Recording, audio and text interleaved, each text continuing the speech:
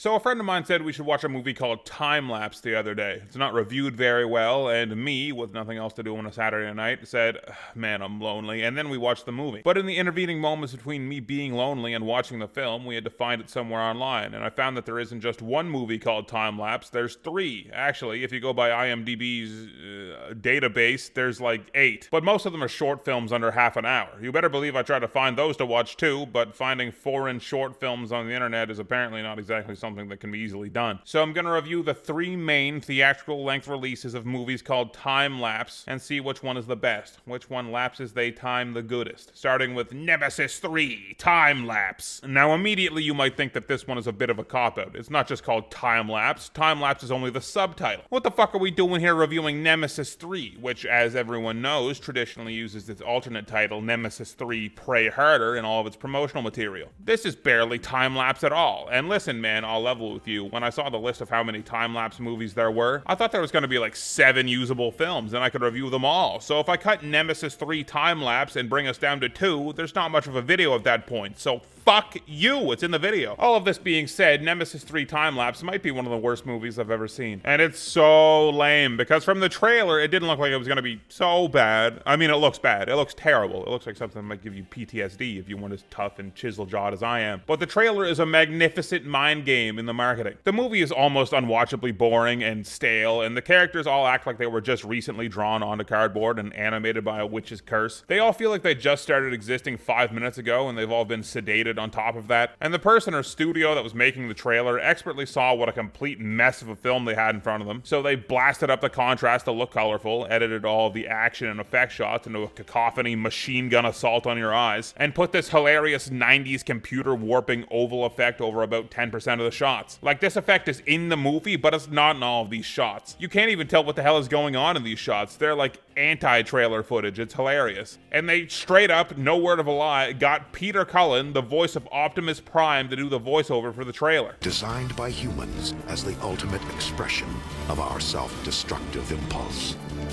I can't believe it. So you're sitting there watching the trailer with the 90s effects cyborgs, the most ridiculous glowing eyes effect you've ever seen, explosions, wasteland babes with machine guns, CGI that looks like Reboot came out your mom's CRT and started attacking you, and this hilarious warping effect that is so overused it literally has to be a joke. And you have to think, oh, the movie is a super over-the-top, cheesy, self-aware sci-fi action flick that knows its effects are terrible and it's going to be a lot of fun. That's the impression the trailer gives you, because that is the only plan of attack that whoever edited it could have used to make the movie seem appetizing. It pains me to report that this is not the general vibe of this movie. The movie is so boring and slow and ugly and fuck me, man. The trailer really sets you up for failure going in. The best part about this movie is the trailer. So if you ever feel the need to watch Nemesis 3 Timelapse, just watch the trailer and then imagine what fun that movie could have been in your mind. And then do your duty and buy the VHS off of eBay and throw it into an inferno. That is the best way this movie is consumed.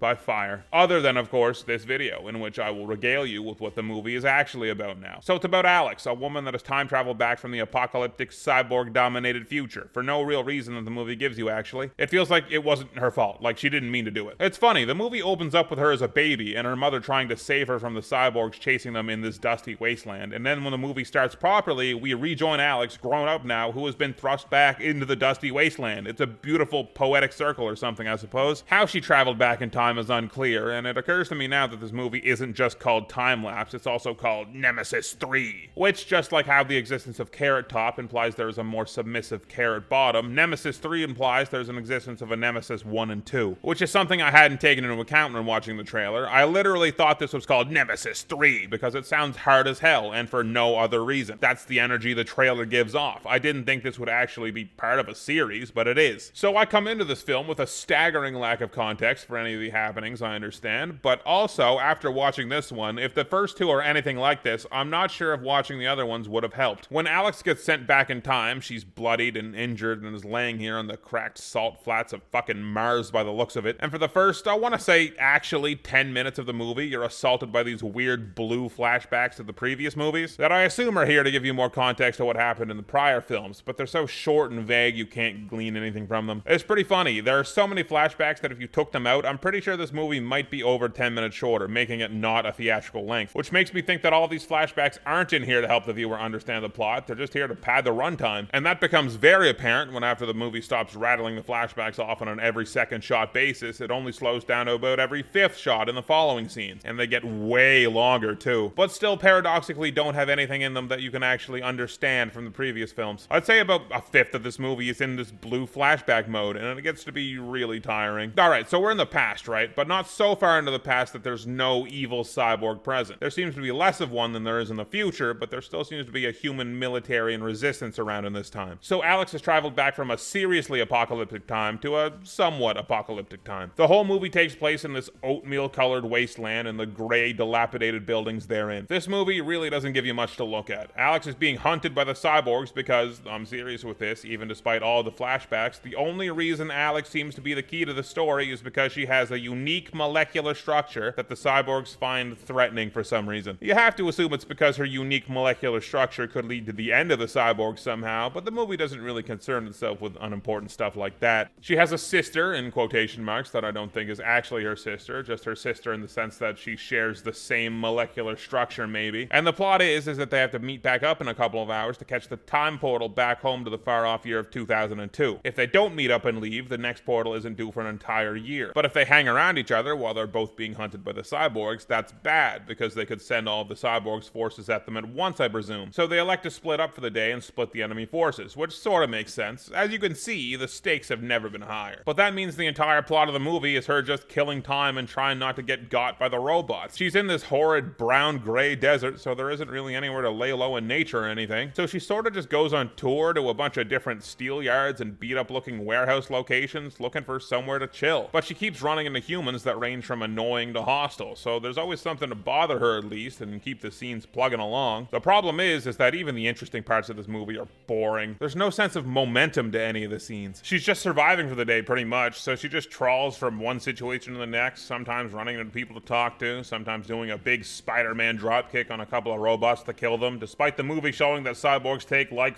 50 bullets to put down. There's an extended scene where one cyborg kills another one for annoying him, and it goes on for probably over an actual minute of him just turning around to shoot him more. It's kind of funny. So when Alex delivers a thunderous dropkick to incapacitate two of them at once, and then this guy comes up to her and is like, wow, you're a really good fighter. It's like, yeah, no kidding. She's got enough firepower in those legs to kick you to the fucking moon. Which I guess brings us naturally to the point of our lead, Alex here, being played by a bodybuilder named Sue Price, who doesn't have much of an acting career outside of this series. She's probably a great pick for the character. Desert badass lady being completely yoked makes sense. And I will say, she's not much of an actress by my eye, but at the same time, the script doesn't really give her much to do in the way of acting. All she has to do in most scenes is be confused, glower, or a combination of the two. Despite her not being all that great, she's probably pretty well casted in my opinion. Like, her style of acting fits in a weird way. I won't call her performance good, but I will say she's surrounded by elements in this movie that are far worse than her role in all of this. Okay, so there's this weird power struggle in this movie among the cyborgs themselves. There are the time local cyborgs who are present and seem to be behind a civil war in this hellish country, who learn of Alex's existence and weird anti-cyborg properties by accident, as Alex stumbles upon the main villain of the movie, Farnsworth, during the onslaught of all of those flashbacks. Farnsworth's like,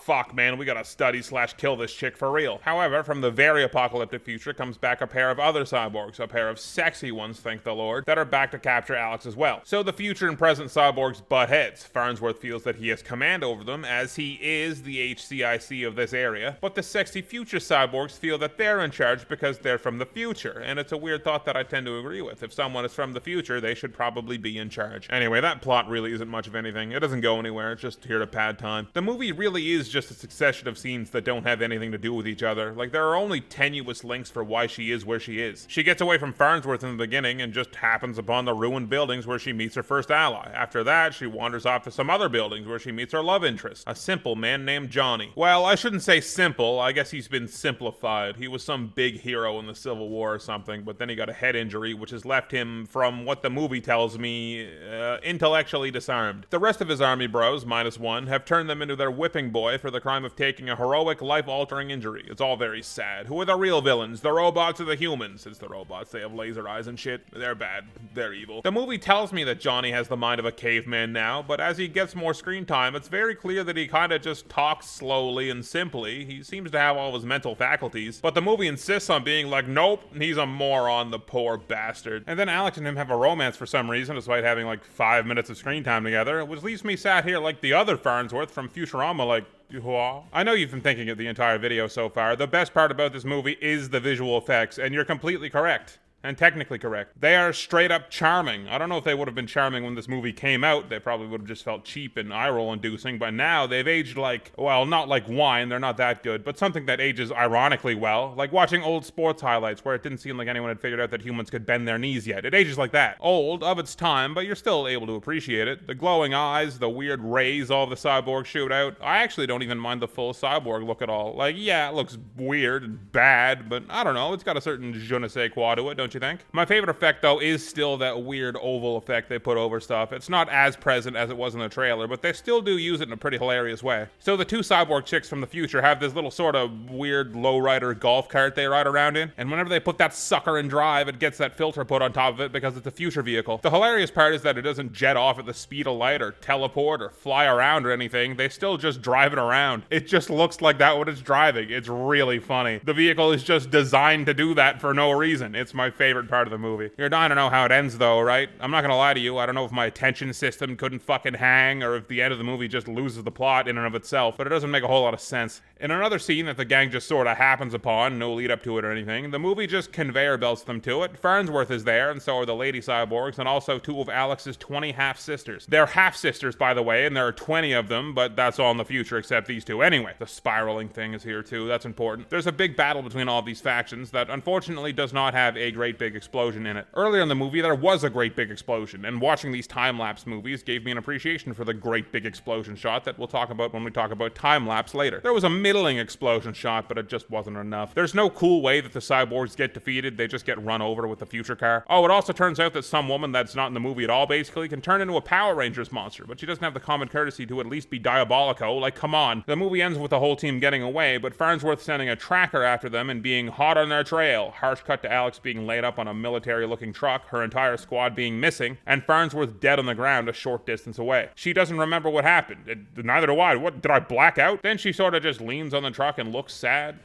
Then there's a short trailer for Nemesis 4, which I don't know how many movies are named Nemesis 4, so I don't know if we'll be making a video about that one. Overall, this movie was pretty awful all the way through. The acting from the whole cast felt like they were actually robots instead of pretending to be them. The story is basically non-existent and boring when it does exist, and its putrid landscapes and buildings somehow find a way to leave a bad taste in your eyes. But the effects were decent. Next up, you won't believe it, it is Timelapse. Something you'll notice that I think is pretty cool about all of these movies is that despite sharing the same name, they're all strikingly different. And this one isn't even about time travel, imagine that. This one's a pretty generic early 90s action thriller. It came out in 2001. Oh no. It's got a bit of an interesting plot, I won't lie, but it does have the distinct smell of straight to VHS on it. I couldn't imagine this movie being watched in theaters. Our lead guy is this guy named Clay, perhaps a play on words for what happens in the movie, perhaps a psychic attack on me to make me think of Clay Aiken, who was someone that I don't even know who that is. The movie opens in that classic way that your 7th grade English teacher always told you to open up a story. You've got to have a hook, grab the reader's attention. So the movie elects to have Clay enter a room, solve a chess puzzle, and then have the entire building explode as he dives out the window before we get the classic X amount of time earlier screen. And chess is an ongoing theme in this movie, sort of, not really. Brought up here and there, chess notation referring to situations as chess situations. It's supposed to get the idea across, I imagine, that the movie is actually quite cerebral. It's a thinking man's action thriller, but it's not really. The chess idea is really just there as the My Hero Academia car wrap you see driving around your city. It's like, okay bro, we get that you like chess. I mean, to be fair, the chess puzzle to start the movie off is a checkmate off a promoted knight, and for my 300 ELO ass, that'd be like stumbling upon the Hope Diamond.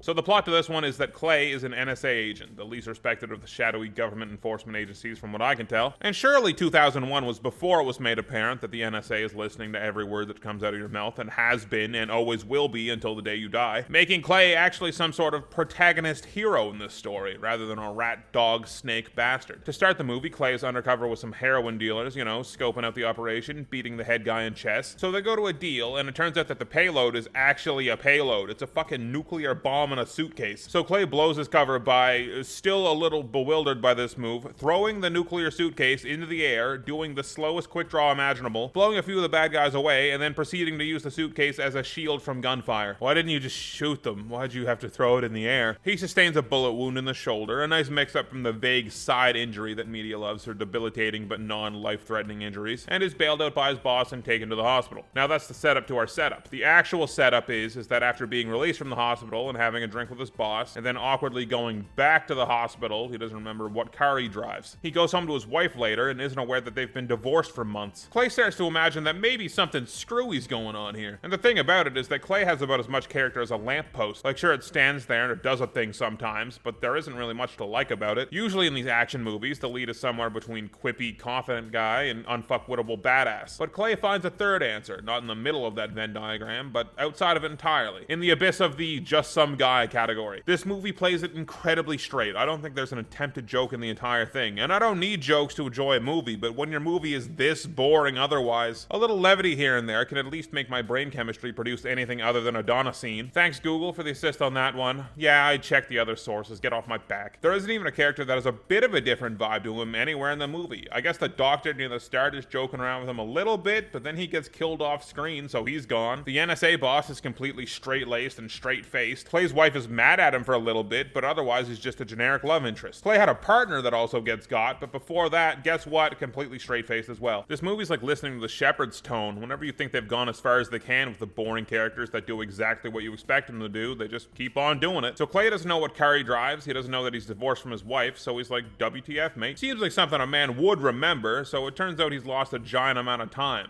Time lapse. Get it? His time is lapsing, which is actually right down my alley when it comes to like horror plots. The idea that psychologically you cannot be present for long periods but still acting. What a terrifying thought. What is this other version of you that's piloting you doing? What are they capable of? Are they also you? Are you? Who's me? And that is an idea that the movie does shockingly little with, which is a real damn shame. It really just adds up to he just doesn't remember his cool car, and he got distant from his wife driving her away.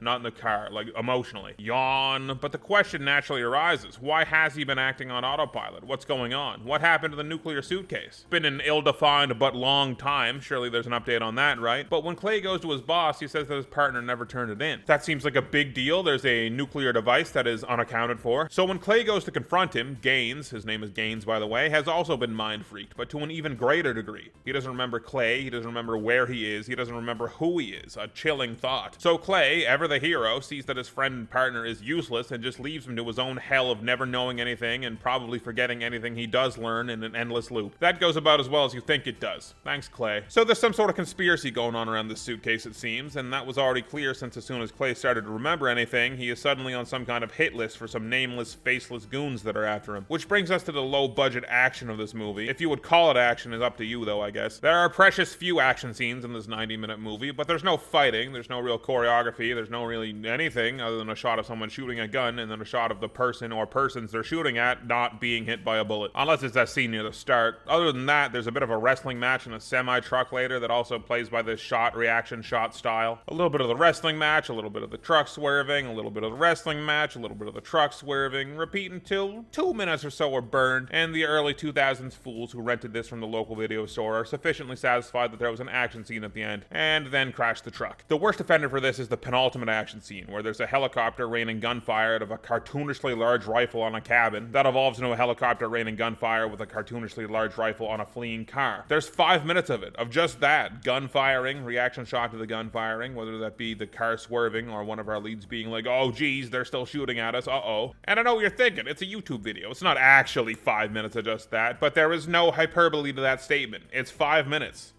Okay, it's 4 minutes and 50 seconds, but that's poetic license. It's not a crime to round up. How much of a 90-minute movie is 4 minutes and 50 seconds? The answer, 5.3% of this movie is just this shit in this scene alone. The numbers don't lie, and they spell disaster, Senior Joe. The most interesting part of Clay's character is actually the fact that he seems to be immune to fall damage. There are multiple times where he just tanks like 15-foot falls, which is like, okay, you've got the adrenaline pumping, maybe you run that one off in the moment and feel it later, but then he tanks like a 70-foot fall, and it's just like, what the hell? Did this guy forget that he's also a superhero while he was signing his divorce papers? Maybe those moments are supposed to be the big oh my gosh moments, but none of it really hits. What I do love, though, actually, that this movie has made me have an epiphany over is the great big explosion shot. There are a couple of great big explosions in this one, and I can only imagine the reason behind the fact that the rest of the action is so terrible is that they spent all their budget on a metric whack of gasoline and naphthalene for the great big explosions. I think in modern cinema we've become desensitized to these things. A giant explosion in a movie is so common nowadays, you'd probably need more than your fingers to count how many explosions there are in a modern action film. And they're all filmed so nicely and from different angles to capture their scope. Characters react to them in real time or are framed around the explosion. You know, it's a movie. They put some real thought into it. But with these old no-money films that clearly don't have the same budget or time to block and frame these shots, the great big explosion is something I imagine they only get one shot at filming. There's no CGI here to enhance it or just create it in the first place. They're actually blowing stuff up. They get but a single attempt at this, so they get the most basic ass angle, get the whole damn thing in frame. The spectacle is that something exploded, not the way that they're filming something blow up, or how the characters are reacting to something blowing up. And there's something just so enchanting about that. It reminds me of a simpler time that I didn't even really experience. It's like when you're watching Oppenheimer and they do the Trinity test and spoiler, the bomb goes off, and not even that has the proper spectacle these days. It's not the same as a great big explosion. In today's movies, we just get fine big explosions. His tangent having ended, he continued with the video. So as the movie goes on and our setup is complete, there's a conspiracy around the nuclear suitcase and there's some sort of device making people's memory falter. You actually have a cool moment at one time when you're not even sure if Clay's memory is stable right now for a second. The movie plays around with the idea that maybe he's blacking out for large periods still between scenes and we just rejoin him when he's cognizant again, which I thought was going to be really cool, but the movie doesn't really do anything with it after that. It kind of sucks. The movie tries to play up how good of an agent Clay must be if he's doing such a good job solving this case, even with the scary memory issues he's facing. But if you step back and look at the plot, he never really does any strong detective work. Everything just falls into this guy's lap. The doctor tells him about the drug they actually called Oblivion,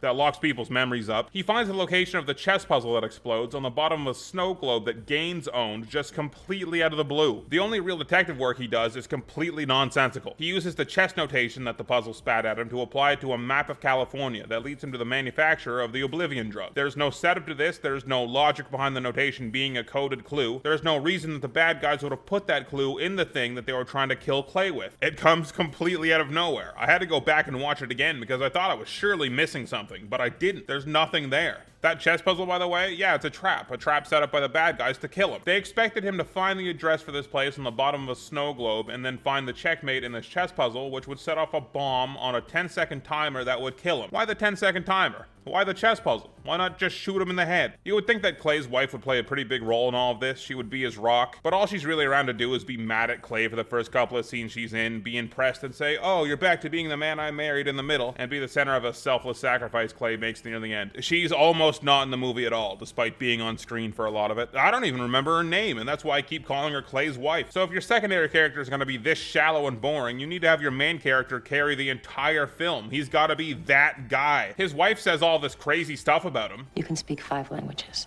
You can kill a man 6 different ways with your thumb. You can find your way around any major city in the world. Drive anything with an engine. You can survive anything. He's supposed to be that guy, but we don't ever see any of it. And it doesn't help that it looks like he's about to cry/apologize for something the whole movie with a mouthful of mashed potatoes. He mostly just plods through scenes being understandably confused and smoldering his eyes like he's trying to have sex with the entire audience. You're not my type, bro. So the villain is a twist villain, so I've been trying to hold off on saying aloud who it is, but it's finally time. The villain is the director of the NSA. Who would have thought? Maybe this movie was ahead of its time. Quince, the director of the NSA, is evil because he's just a bad guy. He's mean. He wants to do bad stuff. I see online sometimes that some people are tired of villains you can sympathize with or villains that have a point and wish that movies would just go back to having villains that are just bad and evil and mean for the sake of it. And I agree. Sometimes it can get tiring that villains seem to have a logic that the everyman could situationally agree with to really make you think. It's a movie about the nuance of a situation. This is deep. Yeah, I agree. You can get sick of that flavor, but you don't want movies like this, man. You don't know what you're asking for. Quince was behind giving both Gaines hands and Clay the memory killer drug. He was behind trying to blow Clay up a minute ago, and he and one of his goons were the guys shooting at the cabin in the car for 5 minutes straight. All because Clay is slowly putting together that he's corrupt and has located the guy who made Oblivion, who can also manufacture an antidote, meaning that Clay will get all of his memories back. That, when you think about it, won't actually get him any closer to solving it, because none of the memories that he's lost are really prudent to this situation. The movie is pretty devoid of logic all the way through, I'm afraid. The final nail in that coffin is the fact that because it's Quince who's evil, the nuclear suitcase didn't go missing, Quince just has it, and is planning to sell it to those guys from the start all over again, despite having it for the whole ill-defined but long time Clay has been on autopilot. Right. He could have done it at any time, he's just doing it now just cause. For a cool $2 million, I might add, until he says he'll set the nuke off unless they give him 3. Like, what the hell? The stakes of this movie have been pretty low, but now in the closing 10 minutes we're setting a nuke off? I guess there is that rule, Chekhov's nuclear suitcase. Anyway, there's the truck wrestling match. My favorite part of the movie happens, where Clay pops out with his dual Berettas and starts blasting with his eyes half closed and flinching like he's never shot a gun in his life. Clay gets away with the suitcase, and as Quince is about to shoot him, standing atop the burning truck, the movie actually has the gall to have Quince say checkmate, as if the chess stuff had anything to do with the movie at all. Quince then dies in a violent explosion. The movie closes with Clay waking up in the hospital. I guess he got knocked out from his no visible injuries after wrestling with a 60-year-old man for a little bit. His memories are returned in full, and his marriage's fire is rekindled. The movie is very much terrible. There's nothing to really note that stands as an overall positive. Anything you could think of would be followed by a necessary but, and an example of why it's more lame and boring than actually good. Clay might be named Clay because his mind is molded and played with, and the fact that he remakes himself in his marriage by the end. He may also be named Clay because he's about as interesting as a hunk of it. And finally, on to Timelapse to round out our trilogy. This might be the first of the 3 movies where you could squint at the screen and say, oh yeah, I recognize some of these people. Like, you'll look at Callie and think, oh yeah, she's definitely in some stuff, but you can't really put your finger on what that stuff is. Same with Finn, but the stuff becomes even more hazy in your mind, but then the feeling just ends there. I've never seen Jasper in my whole life, and the rest of the characters don't check that box either. It's not necessarily a box that needs to be checked, but I'm just saying, it's nice to have some actual actors on screen that seem to be actually able to hang when it comes to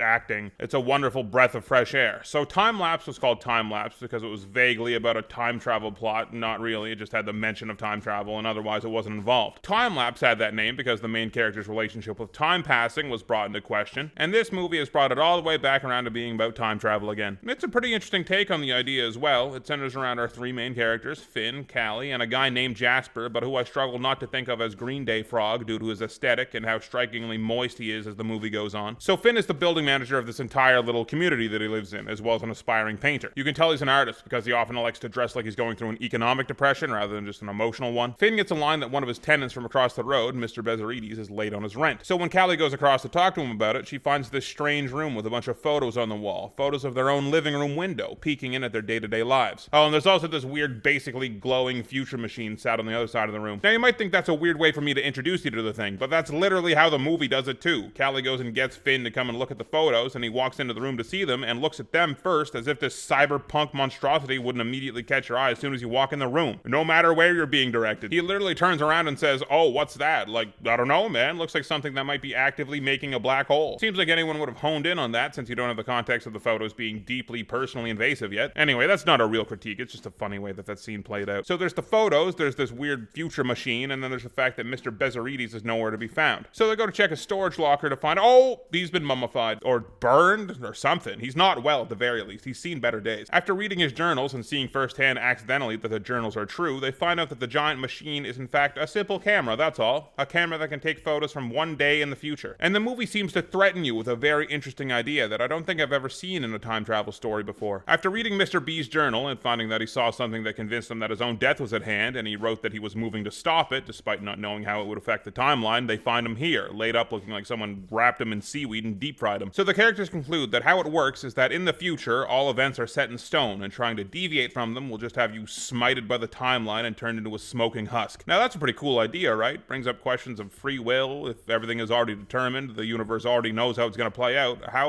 What are you even doing here? The only expression of actual free will, denying the future photos, could get you killed. At least that's what they figure early on. And I really got to give it to the movie. They set this pretty interesting premise up in like the first 5 5 minutes, and then they spend the rest of the movie playing with it. It does not take its time at all. It just jumps into the good parts. I was pretty impressed with it. So they struggle with this knowledge as they see themselves on the camera over the coming days, seeing what they're doing and not having the context for why it's happening. And because of their lack of that very context, having to fabricate the situations unnaturally just to follow what the time camera shows them. They rapidly become slaves to their future selves, who are in turn enslaving their past selves in this never-ending loop. And tensions rise as the pictures begin to show things that they're not so thrilled about, like Jasper kissing Callie as Finn works on his newest painting. Clearly none of them want that to happen, but the camera shows it happening, and with what happened to Mr. Bezarides, well, no one wants to erupt into green time flames or something. So they all begrudgingly play along with Father Time. Situations like this continue to pop up and drive an awkward wedge between them as the movie goes on, but the heart of why they keep using the time machine is because it also grants them all incredible gifts. Finn has been having a creative block and he can't figure out what to paint, but it seems his future self is always getting ideas from his even further future self, so he can always see something new to paint. And this is the one that gets me among all of the boons that they're granted. In my mind, I know there's some sort of logic to it, like I know it sort of makes sense, but at the same time, so he gets the idea for his paintings from himself from 24 hours in the future, right? Because he is creatively bankrupt. But the him from 24 hours in the future got that idea from him 24 hours in his future, and so on, right? So then where does the original idea come from?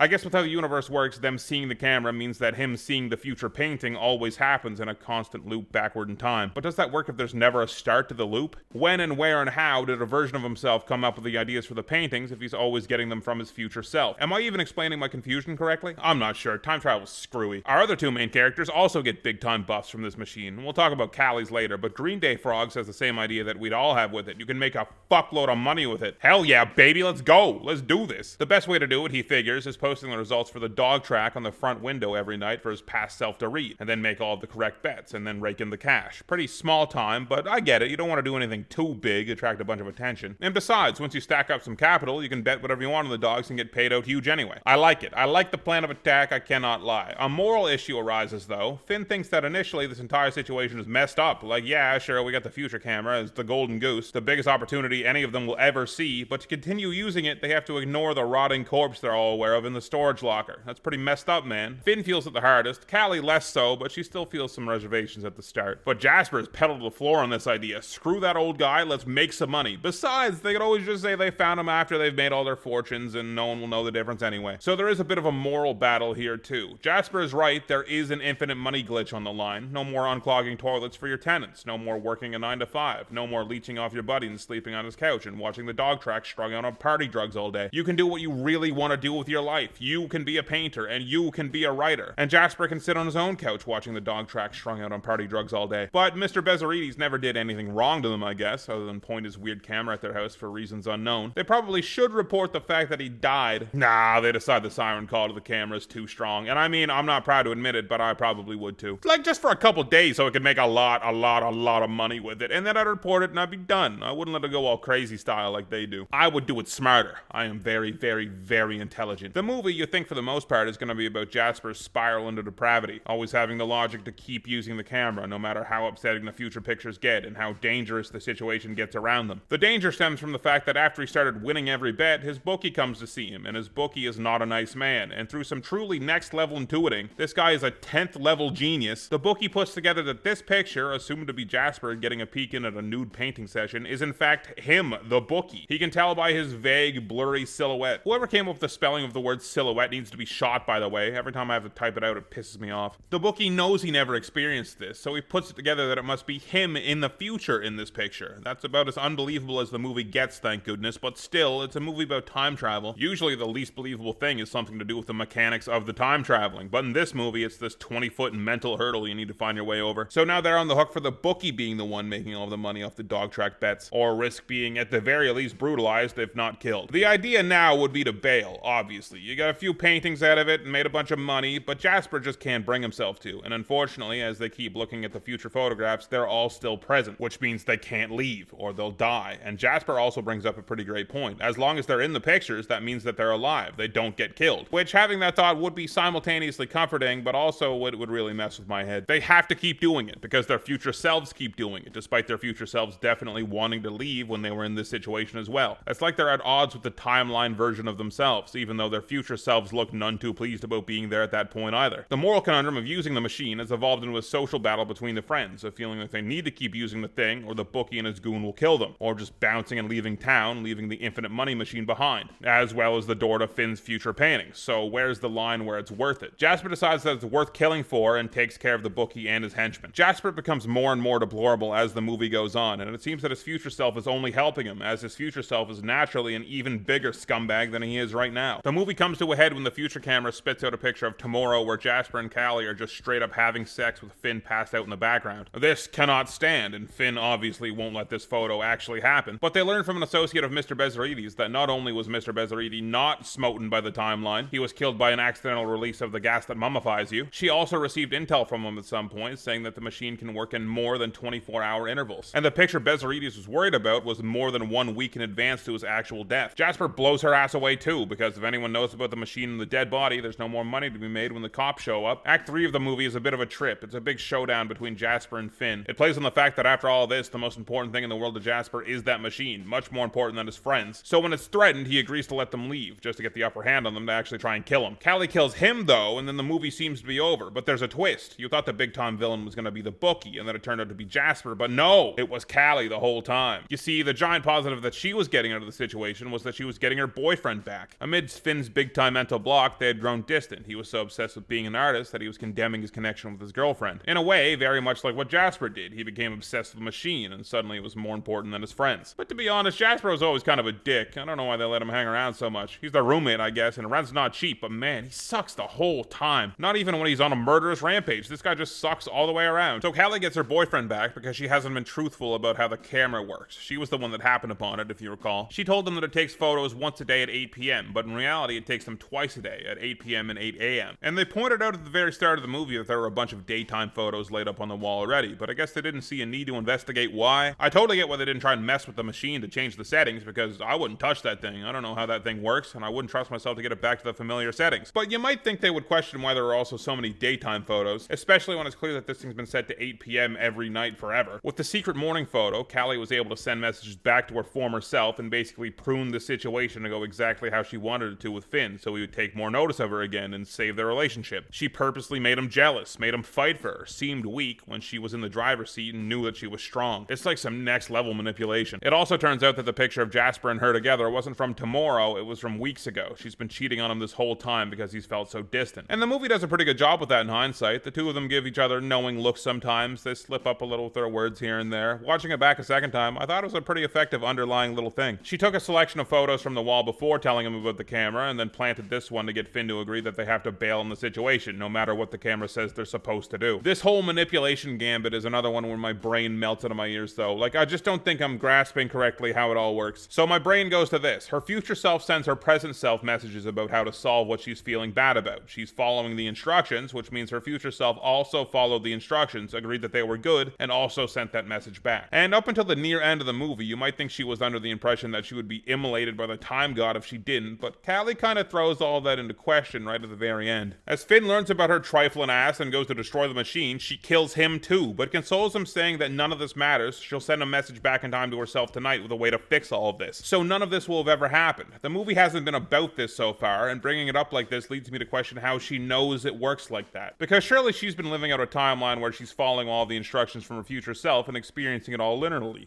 Linearly? It's all going in a straight line. And she's been agreeing with the advice from future her after doing it and seeing what happens, and she's been continuing to send it back. Now, the possibility of her trying to heed the future advice and it going poorly could totally happen, and she could change the advice that she sends back, but the movie never tells us that she's experienced this happening in any way, and I don't know how she would know anyway. At this point in the movie, she probably could do it since Mr. B wasn't actually struck dead by the timeline, but she's just followed what the photos have said, so how does she know that her experiential timeline will shift to be in line with the advice that she sends back? There's no way she should ever have any memory of it working like that before, so if she sends new advice backward, she could very well just be splintering the timeline off in another direction and she stays in this one. Or she could somehow be aware that she is prime Callie, reaping all the benefits of the hard work of the other Callies that have done the trial and error of a million different attempts to reconnect with Finn, and just experiences the timeline with whatever information she sends back regardless. But I just don't see how she could know that to be true. To me, her reasoning seems like a desperate, logical out that could be reasonable to think while she's very distressed. But I don't think she actually has any good reason to believe it works like that. The more I'm watching time travel stuff lately, the more I realize I think my brain overcomplicates this stuff, and I maybe start crossing different logics somewhere along the line, and I get all mixed up. If someone wanted to go watch this movie and then explain it to me like I'd been hit in the head recently in the comments, I'd nod solemnly at you. I don't know if you would call Callie sending her past self advice on how to not kill her friends and keep manipulating Finn a happy ending, but it isn't the ending we get anyway. In a pretty solid visual gag, Callie gets caught red-handed, but is fine with being dragged away because none of this will have ever happened when her past self changes all of this, at least according to her logic right now. But as she's dragged off by Big Joe, he's been around by the way, he's a bit of a character, he seems alright, the note she leaves herself falls off the window, meaning that Jasper and Finn both stay dead and she goes to prison for killing the both of them. Also certainly not a happy ending, but a pretty satisfying one. The movie actually asks some questions, unlike the last two did. What would you do if you knew what was going to happen? Could you pry yourself away from that information? How would it change you and your relationships with the people around you? It would almost definitely not be for the better, so says the movie, and I think I agree. There's some stuff to actually think on in this movie, and the situations are interesting. It's pretty small in actual physical scope. It's basically a bottle film. Every scene takes place within probably 50 feet of each other, and there's like 7 characters. And I usually like movies like that. Movies that put characters into interesting situations in tight spaces that they all have to find a way to solve, while they all orbit around the question of other people getting in the way of how they want to solve things. Those kind of movies are just kind of my thing. So there we have it, all of the time lapses reviewed. Surprising how different they all were, don't you think? If I had to rate them all from worst to best, it would go Timelapse, and then Timelapse, and then Timelapse was the best. Patreon shoutouts, if you want to see 2 brand new videos from me ahead of the YouTube release, you can support me on Patreon for just a few bucks. The link, as always, is in the description below the video. Biggest shoutouts of all, one of my top patrons, A2X Phoenix, who I saw win a bet with the devil on who could torture more evil souls in a 24-hour period. Insomnite, who can tell what sort of coin dropped on the floor by what sound it makes. I seriously knew a guy that could do that, and so can Insomnite. Kevin Bartlett, who fell over and broke their back at the start of a marathon and still found a way to finish. It was summoning a horrific creature from the black beyond and riding it to a respectable 73rd place. Midnight Balsams, who didn't get the memo that tearing down the establishment wasn't leveling Establishment Mountain in Utah, but they're like most of the way done, so it'd be a shame not to finish it. Tater of Tots, who through a time-traveling quirk has become their own half-sibling. Blanco, who is the only person that has a chance to sire more children than Genghis Khan himself, and of course all these ones are above board as well, don't worry. The Four Meaning of Life, who had a balcony installed in their Honda CR-V. It's nice. Barbecue out there and everything. The 1 AM Party, you can get into any club by using the 30-foot tall Trojan attractive woman he and his cousin built. And Whitrow, who taught a crab to overcome crab mentality, leading to potential new avenues of crab philosophy. And my god, Overanalyzers, 2 Boots Are Beat, Blade Dancer, Danny Stevens, Dr. Xerox, Dominic Saint, Aaron Grace, Jackson, Jeremy Rubenstein, John Warhammer, Kirill Magnus, Liquor Cause I Know Her, Marshall Rather, Mitchell Gobrecht, Nick, Peter Bayron, Philip Jindra, Rocket Myth, Ryan Maxwell, Scoobert, Shane Antonacci, Princess Useless Backwards, That Blind Ginger, some sort of Bareface, I don't know what it is, and Bareface emoji, Z, the last Patreon, you will say. Man, this video took longer than usual to put together, so I should probably get back to the 10-day schedule. So something simple, maybe a sports anime, since I want to stitch a bunch of those together eventually.